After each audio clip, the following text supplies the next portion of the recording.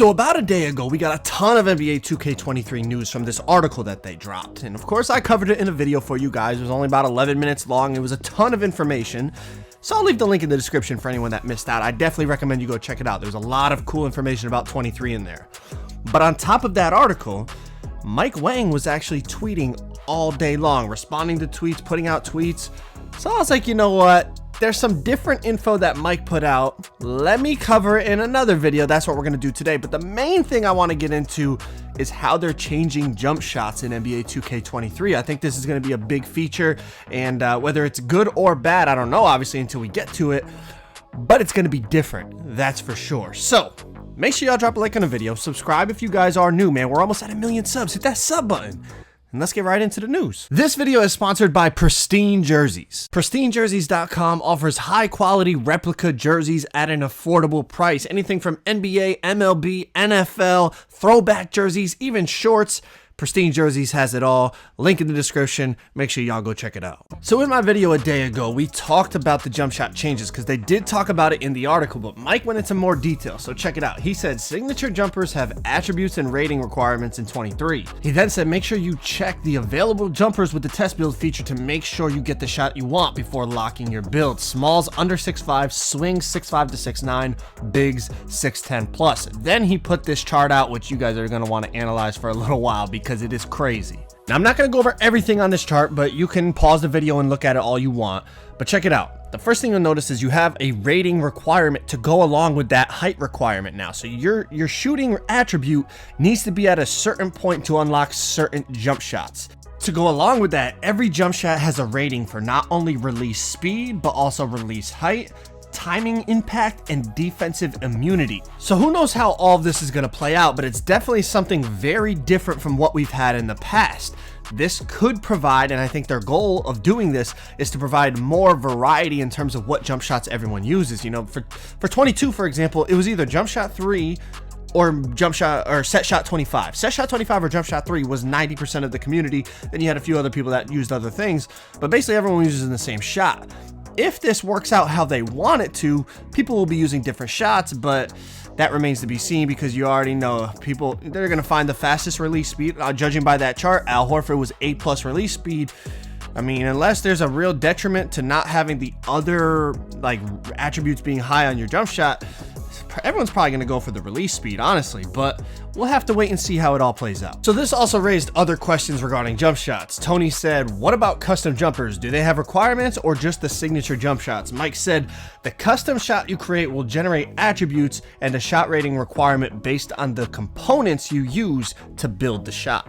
OVO asked, will both your mid-range and three-point shot need to be at a 96 to unlock Steph's or Kyrie's shot, or just one of them? Mike said, either one, you don't need both. That doesn't just obviously go for Steph or Kyrie's. Basically, if your mid-range or your three-point rating meets the requirement for the jump shot, you'll be able to use it. All right, this one is another big change. Mike said, didn't make it in time for the courtside report, which is the article we talked about the other day, but working on adding a new controller setting to let you customize where your ideal release point is in your shots. Examples, early near the takeoff, or late closer to the wrist flick. Still working out the kinks, but it's gonna be fire. So this is something completely brand new. Being able to change when your release point is going to be for you to green. That's completely new. Y'all gotta let me know in the comments what you guys think about this one. Next up, Mike said, real player percentage will not be a valid option for online games. Thank you, Mike. Listen, if you're watching this video and you use real player percentage, you're trash. I'm sorry. I appreciate the fact you support the channel, you like the vids, but you're trash at the game. This tweet's very important. Baluba. Will we still be able to consistently shoot with a 70 or under 3 ball? Mike said, hard to answer. There are a lot of factors, but if you're really good at timing your shot, are open, and have the right badges, you can be serviceable, but you won't be raining like last year. Now, people started automatically saying, oh, so it's going to be like 21. It's going to be like 21 current gen. It's going to be like 21 current gen. You don't know that, man. Before every game, they said you need a certain rating to be able to shoot, and every year we've basically broken that. Like, they did not plan on 2K20 for you to be able to shoot with a 47 three-pointer, but yet we did it.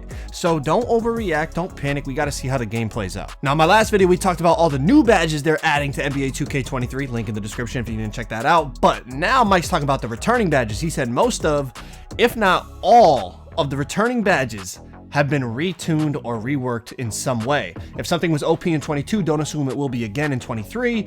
Also, some of the weaker badges were buffed. All my slashers, listen up. Mike said driving dunk rating dictates how easy it is to block dunk attempts. Flashy dunks boost your takeover meter faster than basic ones. Back scratchers, windmills, tomahawks, and other flashies are much harder to block in general. So he talked about this in the article as well, talking about how they want people to use a more variety of dunk packages. You know, 22 is basically everyone using quick drops off one because it was the best dunk package in terms of not getting blocked. And there was no reason to use windmills, tomahawks, but if it's going to boost your takeover meter, and it's going to be harder to block, we might see more people using them. So also in my last video, we talked about, in the article, they had mentioned new dunk controls, how some of them are like double taps now instead of just pulling down, pushing up and all that. Well, now Jalen said, Baluba, will the dunk meter make its way to current gen? Mike said, yes, dunking controls are the same in both gens, but you can only do the physics-based controllable rim hangs on new gen. For anyone that's going to be playing current gen, Poor Boy Sin tweeted, current gen pie charts are gone. We talked about that because that was in the article, and Mike quoted it and said also double takeovers for current gen. So just like next gen, how you could choose 2 different takeovers, you're going to have that option on current gen now. This is a good change in my opinion. Mike said bullet passer is gone. Pass speeds are tied to your pass accuracy rating, must have for playmakers. I always thought it was stupid. Like, all right, think about current gen, for example. Your player could have a 30 pass accuracy, but you could put gold bullet passer. It didn't make any sense. How, like, the attribute should tie into the badge, you know what I mean? If it's not going to, just get rid of the badge in general and just have the attribute mean everything. That's at least my opinion. But next gen, the badge is always tied into the attributes. You know, you have to have pass accuracy in order to get bullet passer. So at least on next gen it worked out, but on current gen it made no sense. Then Mike put out a poll and I couldn't believe the results. He said, are you gonna play NBA 2K23 on current gen, new gen, or both? I chose both because normally I test out both games. Also, I just wanted to see the results, and I couldn't believe that 67% of people on Twitter, at least at the time of voting on this poll, over 8,000 votes though, that's a decent amount of people, 67% said new gen. I couldn't believe it because we always hear, oh, current gen has way more players, more people want to play current gen. Not according to this chart, but maybe when the game drops, more people will be on current gen, maybe more people will be on new gen, maybe it'll be a tie. Who knows? It just found it interesting that this chart showed that because I would have never thought the results would have been like this. Next up, Valdo said the timing on layups is so broken, at least for centers. I have a 99 close shot and can't get anything but a late on layups online. Well, that's why most comp centers run no layup time. We turn layup timing off and just run NA so that those close shots, you know, you just get non-applicable timing. But Mike said we've made some changes to layup timing. Still takes skill to be good with it, but if you can master it, you can make some really tough layups that you would miss with it off, and you won't blow wide open bunnies anymore even if your timing is bad. Next up, is Intimidator still around? Mike said Intimidator is gone. The equivalent for NBA 2K23 is Anchor. For perimeter contests, there's a new Challenger badge. All right, so Challenger is going to be for the perimeter, and Anchor is going to be for the interior, but you're not going to have any Intimidator anymore. So I wonder if you're still going to be missing dunks because of Anchor. You know, like now it's like somebody goes up for a dunk and you just jump and hit block, and you're not even really that close to them, but they just missed a dunk because Intimidator. I wonder if Anchor is going to do the same thing, or if it'll only matter when you actually get a contest on the layup or the dunk. Who knows? Making our way back to shooting, Mike said, yes, there is still shot fatigue. Your shot ratings get hit the lower your energy and stamina meters get. No meter option will give you a slightly larger shot window and makes it easier to green if you know your shot well. So basically, all those new meters they added in, as I predicted in my last video, it really doesn't even matter because most people are going to run no meter when they shoot because people want that slightly larger shot window so they could green more often. And last but not least, Taco asked, have any signature animations been changed like Jason Tatum's jump shot? Mike said a lot of signature jumpers have changed. Biggest content refresh this year, biggest content refresh in years. Now, the one thing I'll say about the signature jump shots and why nobody uses them is, well, I don't want to say nobody, but majority of people do not use them is because they're too slow. Like, even like Steph's shot, like you think about Steph in real life, he has a quick release, he gets it off in a blink of an eye.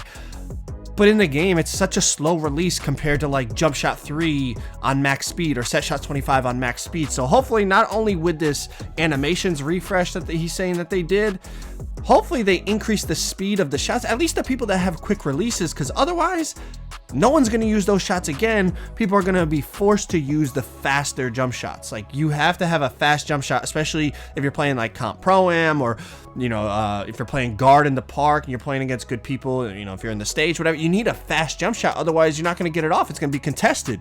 So hopefully not only do they make the animations look better, but make them more usable, man. But this has been the news. Hopefully y'all enjoyed the video. Make sure you drop a like, subscribe if you guys are new. I'll catch you on the next one. I'm out. Peace.